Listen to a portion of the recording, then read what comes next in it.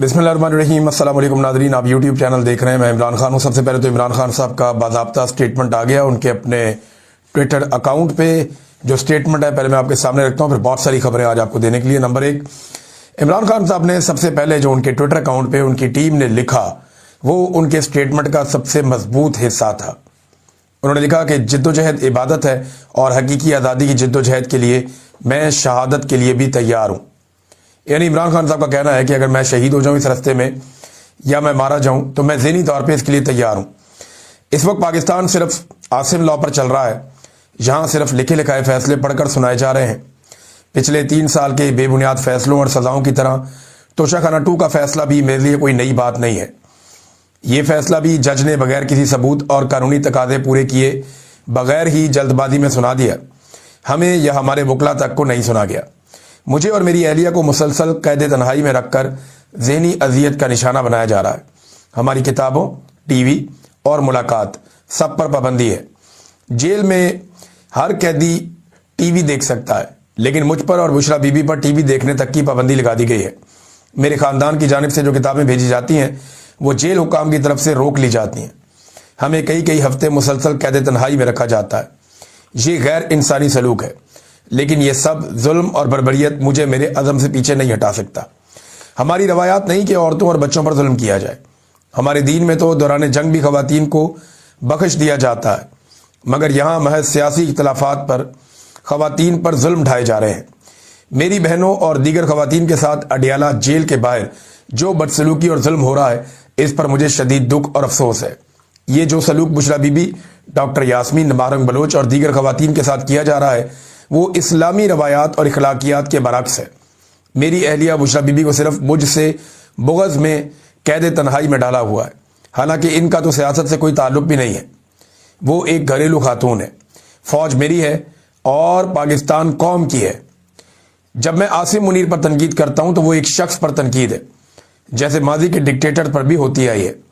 आसिम मुनीर ना तो किसी अवामी रेफरेंडम के तहत मुल्क पर बैठा है, ना अवामी वोट के जरिए आया है। जेल में मेरे साथ जो कुछ भी हो रहा है एक कर्नल के कहने पर हो रहा है, जो आसिम मुनीर के अहकामात मानता है। पाकिस्तान में कानून की बालादस्ती का जनाजा उठ चुका है।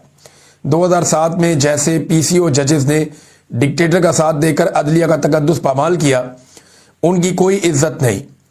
और जिन्होंने डिक्टेटर के खिलाफ मुजामत की वो कौम के हीरो थे। आज ऐसे ही आजकल जो जजेस इस निज़ाम के खिलाफ मुजामत कर रहे हैं वो हमारे हीरोज हैं। जो जज कठपुतली बनकर इशारों पर नाच रहे हैं वो बेज़मीर हैं और मुशर्रफ दौर के पीसीओ जजेस के ही बराबर हैं। कानून की बालादस्ती और आइन की बहाली की जद्दोजहद के लिए इंसाफ लायर फोरम और वकला का फ्रंट फुट पर आना नागुज़ीर है। इंसाफ का निज़ाम ही अवाम को तहफ़्फ़ुज़ दे सकता है। इसके अलावा ना कोई माशी तरक्की मुमकिन है, ना ही इखलाकी। मुझे सलमान सफदर और उनकी टीम पर एतमाद है और मैंने उन्हें हदायत की है कि बोगस फैसलों के खिलाफ इस्लामाबाद हाई कोर्ट में अपील करें। सुहेल अफरीदी को पैगाम देता हूं कि स्ट्रीट मूवमेंट की तैयारी पकड़ें। पूरी कौम को अपने हुकूक के लिए उठना होगा। जिद्दोजहद इबादत है और मैं पाकिस्तान की हकीकी आज़ादी की जिद्दोजहद के लिए, शहादत के लिए भी तैयार हूं। इमरान खान साहब ने बड़ा ज़ोरदार स्टेटमेंट दिया है और वो तो या तो आज़ादी या फिर मौत, वो इस मौके पे खड़े हैं। लेकिन उनकी पार्टी की तरफ जब हम देखते हैं तो थोड़ी हमें एक कंफ्यूजन दिखाई देती है। यानी इमरान खान साहब जिस नहज पे खड़े हैं, क्या उनकी पॉलिटिकल पार्टी उस नहज पे खड़ी है? ऐसा दिखाई नहीं दे रहा। शायद ये वजह है कि इमरान खान साहब ने एहतजाज के इख्तियारात जो है वो महमूद खान अचकज़ई और अल्लामा राजा नासिर अब्बास साहब को दिए कि वो फैसला करेंगे मुज़ाकरात के हवाले से, एहतजाज की तारीख देने के हवाले से। क्योंकि उनकी अपनी पार्टी के अंदर एक तो मारी बहुत पड़ती है। पंजाब के अंदर तो पार्टी में कोई सर नहीं उठा सकता, वो पकड़ के या तो किसी केस में डाल देते हैं, अंदर डाल देते हैं, या लापता कर देते हैं, या तशद्दुद का निशाना बनाते हैं, कारोबार तबाह कर देते हैं, खानदान उजाड़ देते हैं। तो पंजाब में तो ये होता है। खैबर पख्तूनख्वा में जलसे जुलूस आप करते रहे तो उससे फर्क कोई नहीं पड़ता। लिहाजा पाकिस्तान तहरीक इंसाफ को एक बड़ी मूवमेंट खड़ी करनी पड़ेगी। सुहेल अफरीदी के वज़ीर आला खैबर पख्तूनख्वा बनने से जो एक उम्मीद नौजवानों में पैदा हुई थी, पाकिस्तान तहरीक इंसाफ ने अभी तक उसे कैश नहीं करवाया, क्योंकि ये बहुत बड़ा मौका था। लेकिन पाकिस्तान तहरीक इंसाफ ने उससे कोई एक तहरीक या कोई एक मोमेंटम बनाने के लिए अभी तक इस्तेमाल सही तरीके से वो नहीं कर पाए। वो जलसे वलसे कर रहे हैं, तो जलसे तो पहले भी होते रहते हैं, बाकी पॉलिटिकल पार्टीज भी करती रहती हैं, लेकिन जिस पॉलिटिकल पार्टी ने एक इनकलाब का दरवाजा खोलना हो वो खाली जलसे नहीं करते, उनकी तो बड़ी ज़बरदस्त जिम्मेदारियां होती हैं। उन्हें हर गली में, हर मोहल्ले में, हर इलाके में, हर गांव में, करिया करिया हर जगह जाकर उन्हें अपना पैगाम न सिर्फ पहुंचाना होता है बल्कि ज़ोरदार तरीके से लिए उसके साथ साथ लोगों को मुनज़्ज़म करना होता है। ज़ोरदार तरीके से एक बड़ी पुरअमन फोर्स कायम करनी होती है जो न सिर्फ लोगों की राय को बदले बल्कि जब वक्त आए तो फिर सारे के सारे बाहर निकले तो पूरे पाकिस्तान के हालात तब्दील हो जाएं। तो वो तो नहीं हुआ, लेकिन इमरान खान साहब की फैमिली जो है वो लगातार बैन अल-अक़वामी मीडिया को इंटरव्यूज़ दे रही है। इसमें अलीमा खानम ने एक और इंटरव्यू दिया अल जज़ीरा को, और ये आवाज़ उठा रहे हैं हर फोरम के ऊपर, हर जगह इस्तेमाल कर रहे हैं। इमरान खान साहब के बच्चे हों, इमरान खान साहब की बहनें हों, ये लोग भरपूर आवाज़ उठा रहे हैं, और कोई है ही नहीं इमरान खान का या उनकी पॉलिटिकल पार्टी जो है उसमें जो लोग पाकिस्तान से बाहर मौजूद हैं वो भी उतना काम नहीं कर पा रहे। एक बड़ी डिवाइड पैदा हो गई थी ओवरसीज पाकिस्तानियों में, लेकिन अब ये कोशिश की जा रही है पाकिस्तान तहरीक इंसाफ के लोगों की जानिब से कि जो ओवरसीज पाकिस्तानियों के मुख्तलिफ धड़े हैं उन्हें इकट्ठा करके एक मरतबा फिर एस्टेब्लिशमेंट से इमरान खान साहब की जान छुड़ाने के लिए मिलकर कोशिश की जाए। देखिए, आपस में लड़ना तो बड़ा आसान होता है, तो एस्टेब्लिशमेंट के साथ अगर फड्डा है तो फिर आपको खुलकर आना पड़ेगा। तो मैं आपको यह बता देता हूं कि वहां जो अस्पताल से खबर आई वो यही कि इमरान खान साहब बिल्कुल ना थके हुए लग रहे थे, ना उनके आसाब टूटे हुए लग रहे थे, वो पहले की तरह मजबूत लग रहे थे, और इमरान खान साहब काफी मजबूत दिखाई दिए। देखिए, ये आसाब की लड़ाई है, इसमें इंसान को मजबूत दिखना होता है, मजबूती से खड़े होना होता है, और इस काम में इमरान खान साहब अभी तक कामयाब रहे हैं। उन्होंने अपनी बॉडी लैंग्वेज को अभी तक ढीला नहीं होने दिया। इमरान खान साहब ने खुद कहा था कि मुझे डरा हुआ देखना इनका ख्वाब रह जाएगा, ये मुझे डरा हुआ नहीं देख सकते। देखे ना, एक आदमी अस्पताल जाता है और जाकर कहता है कि यार सॉरी, मेरी वजह से आप लोगों को तकलीफ हुई, आपको रात के इस वक्त आना पड़ा। ये बहुत बड़े आसाब का मालिक ये आदमी कहता है। जो लोग इमरान खान को जानते हैं उन्हें पता है कि इमरान खान जो है वो इखलाक के अच्छे आदमी है, बोल्ड आदमी है, खुलकर बात कर देते हैं, मुंह पे बात कर देते हैं, साफ गो हैं, लेकिन बेसिकली वो इखलाक के अच्छे आदमी है। आप बहुत सारी ऐसी वीडियोस देख सकते हैं, वो कभी किसी को इस बात पे धुतकारते नहीं है कि वो गरीब है, कमजोर है, उसका ओहदा छोटा है, इस वजह से नहीं करते। वो इंसान की इज्जत करने का फन आता है उन्हें। बच्चे आप देखें उनकी सोबत में आके कैसे उनको चिपक जाते हैं, बहुत सारी वीडियोस आपने देखी होंगी। तो इमरान खान साहब, क्योंकि लोग कंफर्टेबल होते हैं इमरान खान से मिलने में, इसीलिए लोग बार बार उनसे मिलना चाहते हैं, लोग मिलने की ख्वाहिश करते हैं। तो जैसे कि इंजीनियर मोहम्मद अली मिर्जा ने कहा था कि इमरान खान साहब बहुत फ्रस्ट्रेटेड हैं, बहुत गुस्से में हैं, बहुत चिल्लाते हैं, ऐसा कोई तासुर अस्पताल से आने वाली खबरों से नहीं मिला। इंजीनियर मोहम्मद अली मिर्जा साहब की जहां बहुत सारी खबरों की नफी हो गई, वहां पे बदकिस्मती से, अब उनकी बदकिस्मती है ये कि उनकी इस खबर की भी नफी हो गई। वो तीनों ट्वीट्स मैं आपको पढ़ के सुनाता हूं जिसकी वजह से जावेद हाशमी के साथ ये सारा कुछ किया गया। अभी थोड़े दिन पहले हम देख रहे थे, जावेद हाशमी साहब एक शादी में गए हुए थे, गालिबन ये ख्वाजा साद रफीक साहब की फैमिली से रिलेटेड शादी थी। तो वहां कैप्टन सफदर अपने हाथ से जावेद हाशमी साहब को खाना खिला रहे थे। जावेद हाशमी साहब को थोड़ा प्रॉब्लम भी है ना, तो वो अपने हाथ से, वो पैरालाइज भी रहे, वो उनको अपने हाथ से खाना खिला रहे थे। एक तरफ ये मोहब्बतें शो करते हैं, दूसरी तरफ इतना जुल्म और जबर और फस्तायत है, और ये जुल्म और जबर के साथी हैं ये पीएमएलएन वाले। असल में तो ये जुल्म पाकिस्तान की मिलिट्री एस्टेब्लिशमेंट करती है। तो जावेद हाशमी साहब ने कहा, जी बलूचिस्तान के हालात देखकर मेरा दिल बहुत गमजदा है। सालों की नाकाम पॉलिसियां और बलोच अवाम को गुलाम बनाने वाली सोच का अंजाम यही होना था। इस्लामाबाद आपके पास आई मारंग बलोच और बलोच खवातीन, जिनका मुतालबा सिर्फ यही था कि उनकी बात ही सुन ली जाए। आपने ना सुनी, आपने राब्ते की हर दीवार गिरा दी, बलोच अवाम को दीवार से लगा दिया।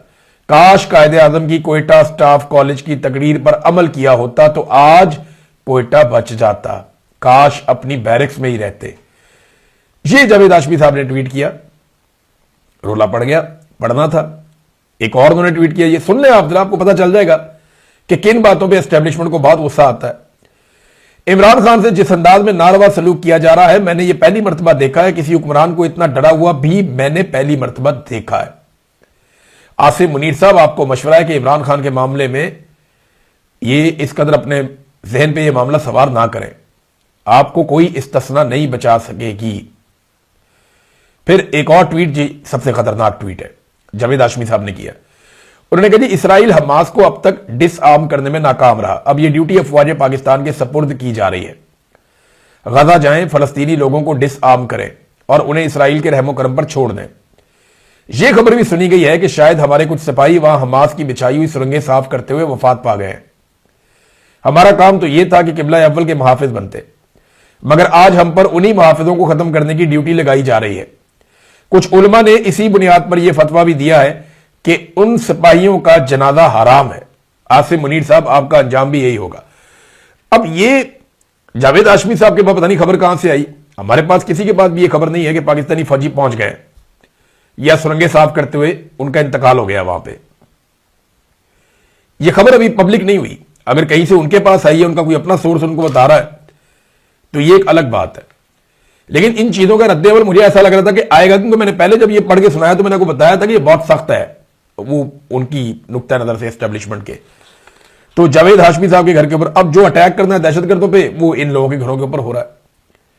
पाकिस्तान के अंदर बदअमनी है, पाकिस्तान के अंदर पाकिस्तान अमन कायम करने में मुकम्मल तौर पर नाकाम होता चला जा रहा है। इस नाकामी के बावजूद पाकिस्तानी फोर्सेज जाएंगी और गजा में अमन कायम करेंगी। पाकिस्तानी फोर्सेज जाएंगी और इसराइल की सरहदों का तहफ़्फ़ुज़ किया जाएगा एक ऐसी फोर्स के जरिए से जिसको स्टेबलाइजेशन फोर्स कहा जाता है, इंटरनेशनल स्टेबलाइजेशन फोर्स, आलमी इस्तेहकाम फोर्स। इसे लगाया जाएगा बोर्ड ऑफ पीस के जेर निगरानी। और बोर्ड ऑफ पीस में पाकिस्तान जब गया था तो DGISPR ने क्या कहा था? उन्होंने कहा था कि इसराइल को अमेरिका के जरिए कंट्रोल किया जा सकता है, तो इसलिए हम बोर्ड ऑफ पीस के अंदर गए ताकि इसराइल जो नस्लकुशी कर रहा है उसको रोकने के लिए अमेरिका को इस्तेमाल कर सके या अमेरिका के जरिए से इसराइल को रोका जा सके। यह बात DGISPR ने दावा किया था। गुज़िश्ता 2 दिनों में 40 से ज्यादा फलस्तीनी शहीद कर दिए गए, जिनमें बच्चे शामिल हैं। अब यह नस्लकुशी नहीं है तो और क्या है? 500 से ज्यादा फलस्तीनी शहीद हो गए हैं जब से जंगबंदी हुई है, और ये 40 से ज्यादा, कुछ 43 बता रहा है, कुछ 46 बता रहा है, ये तादाद बताई जा रही है। ये लोग 2 दिन में शहीद हुए। सिर्फ हफ्ते वाले दिन एक दिन में लगभग 40 लोग शहीद हो गए। 11 लोग एक दिन पहले बताए जा रहे थे, अब ये अलग अलग तादाद मुख्तलिफ लोग बता रहे हैं। तो ये शहादतें हो रही हैं, तो बोर्ड ऑफ पीस में पाकिस्तान क्या कर रहा है? पाकिस्तान ने तो दावा किया था और बड़ी खुशियां मनाई थी, बड़े कहकहे लगाए थे कि हम डोनाल्ड ट्रंप के जरिए से इसराइल को कंट्रोल कर लेंगे। तो कीजिए साहब कंट्रोल। वहां कत्लेआम हो रहा है जिसे आप रोकने में अभी तक नाकाम है। तो दहशतगर्दों पे क्रैकडाउन करने की बजाय पाकिस्तान तहरीक इंसाफ पे क्रैकडाउन किया जा रहा है, और क्रैकडाउन की वजह जो है वो 8 फरवरी है कि जनाब 8 फरवरी को जो भी होने जा रहा है इसको रोको हर हाल में। अगर 8 फरवरी वाला मामला ना रोका तो फिर मुसीबत बन जाएगी। अब इमरान खान साहब की जो आंख में एक प्रॉब्लम है और उसकी वजह से उनको ट्रीटमेंट के लिए लाया गया अडयाला जेल से निकालकर पिम्स अस्पताल तक। असदुल्ला खान साहब ने इस खबर को ब्रेक किया था, ये उनका क्रेडिट है, उनका रहेगा, ये बहुत बड़ी खबर है। तो इतनी बड़ी खबर ब्रेक करना एक बड़ा एजाज होता है, मैं बतौर सहाफी ये समझता हूं। अब असदुल्ला खान साहब ने जब ये खबर दी और ये मामला बाहर आया तो उस वक्त एकदम किसी को समझ नहीं आई, लोग समझ ही नहीं पा रहे थे। यानी मुझे खुद भी लग रहा था कि यार ये कैसे हो सकता है, लेकिन फिर तस्दीक होना शुरू हुई, मामला खुलना शुरू हुआ। और अब सूरत हाल यह है कि दबाव बढ़ता जा रहा है, बैन अल-अक़वामी दबाव बढ़ रहा है, पाकिस्तान के अंदर दबाव बढ़ रहा है। इमरान खान साहब के बच्चे, उनकी साबका अहलिया सब दबाव डाल रहे हैं। आलमी जरीदों में, अखबारात में हर जगह ये चीजें छप रही हैं। आलमी रहनुमा इसके बारे में पूछ रहे हैं। डिप्लोमेटिक इनक्लेव के अंदर यही बातें चल रही हैं। जितने भी सफीर पाकिस्तान में मौजूद हैं वो पाकिस्तान की गवर्नमेंट से इसी बारे में बातचीत पूछ रहे हैं अपने अपने सोर्सेज से। तो ये टॉक ऑफ द टाउन है और ये इंटरनेशनल खबर है, कोई लोकल नहीं है। तो दबाव पाकिस्तान की हुकूमत के ऊपर एकदम बहुत ज्यादा बड़ा है।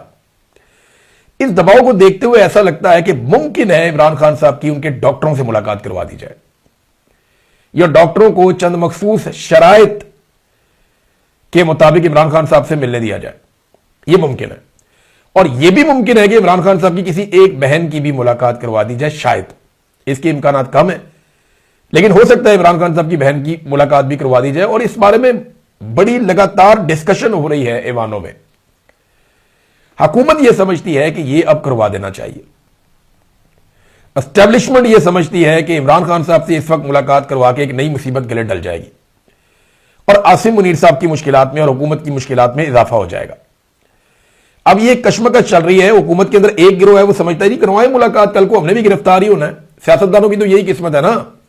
अब ये जर्नैल थोड़ी है जो जजीरों पे चले जाएंगे, सियासतदान है बेचारे, तो उनकी तो बेचारों की यही किस्मत है।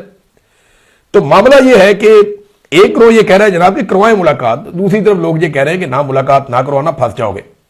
ये कोई तहरीक खड़ी कर देंगे, इमरान खान साहब कोई पैगाम भेज देंगे। अब मामला यहां पे आके रुका हुआ है और कोई हल इसका निकल नहीं रहा। एक बात और नाजरीन, मैं आपको बलूचिस्तान में दहशतगर्दी उसके हवाले से आपको मैं कहना चाहता हूं, और ये जरूरी है बात। दो चीजें, नंबर एक, पाकिस्तान ने बार बार कहा कि ये जो भी हो रहा है ये इंडिया कर रहा है, तो हम इंडिया के खिलाफ क्या कर रहे हैं? इंडिया जब भी कहता है कि पाकिस्तान ने इंडिया में फलाना अटैक करवाया, या पाकिस्तान से दहशतगर्दों ने आके इंडिया में फलाना अटैक किया, या पाकिस्तान के स्पॉन्सर लोगों ने या पाकिस्तान ने मदद दी, इंडिया में ये जो हमले हुए इनके पीछे पाकिस्तान है, वो ये कहते हैं जब, तो वो पाकिस्तान से बदला लेते हैं, पाकिस्तान पे हमला करते हैं। पाकिस्तान क्या करता है? देखिए, जब आप इतना खुलकर कह रहे हैं कि ये इंडिया मुलव्वस है, तो फिर आप इंडिया को जवाब क्यों नहीं दे रहे? फिर आपको इंडिया को जवाब देना चाहिए। इसके बगैर फिर आप कुछ करेंगे नहीं ना। यानी वो आपको मारते हैं, मार के चले जाते हैं और आप कहते हैं जी हम कामयाब हो गए। कैसे कामयाब हो गए? वो आए, उन्होंने हमला किया, और जब उन्होंने हमला कर दिया उन्होंने दहशतगर्दी फैला दी। अब दहशतगर्दों को मैं देख रहा था, एक और बड़ी अजीब चीज नाजरीन, और ये बड़ी अलार्मिंग है। ये पाकिस्तान के इदारों को बार बार वीडियोस निकालकर देखनी चाहिए। मैं वो वीडियोस देख रहा था, मैं हैरान हो रहा था और मुझे बड़ी तकलीफ हो रही थी वो वीडियोस देख के कि यार ये क्या चल रहा है। दहशतगर्दों ने रॉकेट लॉन्चर उठाए हुए हैं, क्लाशनकोफे बांधी हुई है, साथ अपने बम बांधे हुए हैं, बेशुमार मैगजीन्स के थैले उनके साथ हैं, गोलियां उनके पास हैं, वो पूरी तैयारी के साथ आए हुए हैं, और आम शहरी उनके बीच में घूम रहे हैं, बच्चे उनके बीच में घूम रहे हैं। लोग उनकी वीडियोस बना रहे हैं, वो कार्रवाई कर रहे हैं, लोग उन्हें देख रहे हैं। लोग दहशतगर्दों से डरकर नहीं भाग रहे थे, या लोग दहशतगर्दों से खौफजदा नहीं थे। ये बड़ी अलार्मिंग चीज है। मैं जो कह रहा हूं ना, वो मैं कहना भी नहीं चाह रहा। आपको ये बात समझ जानी चाहिए। आसिम मुनीर साहब को ये वीडियोस निकाल के सारी देखनी चाहिए कि बलूचिस्तान के इन शहरों के रहने वाले शहरी दहशतगर्द दंदनाते फिर रहे हैं और वो कंफर्टेबल है, उनके बीच में घूम रहे हैं, उनके सामने वॉक कर रहे हैं। कोई इधर जा रहा है, कोई उधर जा रहा है, कोई वीडियो बना रहा है, बच्चे भी वहां पे मौजूद हैं। लोग दहशतगर्दों से क्यों नहीं डर रहे? जब लड़ाई हुई तो खौफ और रात फैल गया, लोग भाग गए। जब सिक्योरिटी फोर्सेज आई, दहशतगर्दों के साथ लड़ाई शुरू हुई, भाग गए। लेकिन यह बहुत अलार्मिंग है, इसके ऊपर सबको तवज्जो देनी चाहिए। पाकिस्तान खुदा ना खास्ता नैरेटिव की लड़ाई में पीछे जा रहा है, और यह नहीं होना चाहिए। किसी को यह इख्तियार नहीं होना चाहिए कि वो गवर्नमेंट की रेट को चैलेंज कर दे बंदूक उठाकर। लेकिन जब लोगों को जबरी तौर पर लापता किया जाएगा, इंसानों का मैंडेट छीन लिया जाएगा, हर उठने वाली आवाज को कुचल दिया जाएगा, मारूंग बलोच जैसी जमहूरी आवाज को, सियासी आवाज को कुचल दिया जाएगा, और जितने पढ़े लिखे लोग हैं, ऐसे तबकात हैं, उनको उठाकर जेलों में डाल देंगे 3 MPO के तहत। तो लोगों के अंदर ये चीजें इसी तरह पनपती हैं। खुदारा अपने आप को संभालें और इस बात को समझें, इससे पहले कि देर हो जाए। नादरीन, एक मरतबा फिर खैबर पख्तूनख्वा के लोग समझाने जा रहे हैं, और आज जमरूद में वजीर आला सुहेल अफरीदी एक जरगा करने जा रहे हैं। ये वादिय तीरा के हवाले से जरगा है। आज वो बुनियादी सवाल उठाया जाएगा कि आपको जबरी तौर पे आपके इलाके से निकलने के लिए किसने आमादा किया, किस बुनियाद पर आमादा किया, और इसके पीछे वजूहात क्या थी। जब ये सवालात जरगे के सामने रखे जाएंगे, और बहुत सारे सवालात हैं, जब उनके जवाब सामने आएंगे ना, तो आज शाम को जो एलामिया आएगा वो बहुत इंपॉर्टेंट है। और अगर इन लोगों ने फैसला किया कि सुहेल अफरीदी की क़यादत में ये सारे लोग वापस वादिय तीरा में जाएंगे और जाकर अपने इलाकों में रहेंगे, तो फिर एक बात का फैसला यहां जरगे से होना चाहिए कि निहत्ते लोगों को ड्रोन हमलों में या फिजाई हमलों में शहीद नहीं होना चाहिए। इसी वादिय तीरा में बच्चों और खवातीन की लाशें सड़कों पर पड़ी थी एक दफा, ये फजल रहमान साहब ने भी बताया था। बड़ा जुल्म हुआ था, एरियल स्ट्राइक हो गई थी, कोलेटरल डैमेज में बहुत बड़े पैमाने पर नुकसान हो गया था। फिर इस बात को यकीनी बनाएं कि जो लोग वापस जाएंगे या जिन्हें वज़ीर आला छोड़कर आएंगे उनके ऊपर रियासत दोबारा अटैक नहीं करेगी। रियासत के साथ बात करें, हुकूमत के साथ और इदारों के साथ बात करें बैठकर। लोगों की जान बहुत कीमती है, बहुत कीमती। अब इसराइल को देखें ना, जब तक उन्हें उनका आखिरी मुर्दा नहीं मिल गया ना, जो मलबे के नीचे दबा हुआ था, तब तक उन्होंने बस नहीं की। और अमरीकी सदर ने ट्वीट किया कि आखिरी लाश भी मिल गई। इतनी इंपॉर्टेंट है एक इसराइली की लाश भी। तो क्या हम पाकिस्तानी कीड़े मकोड़े हैं?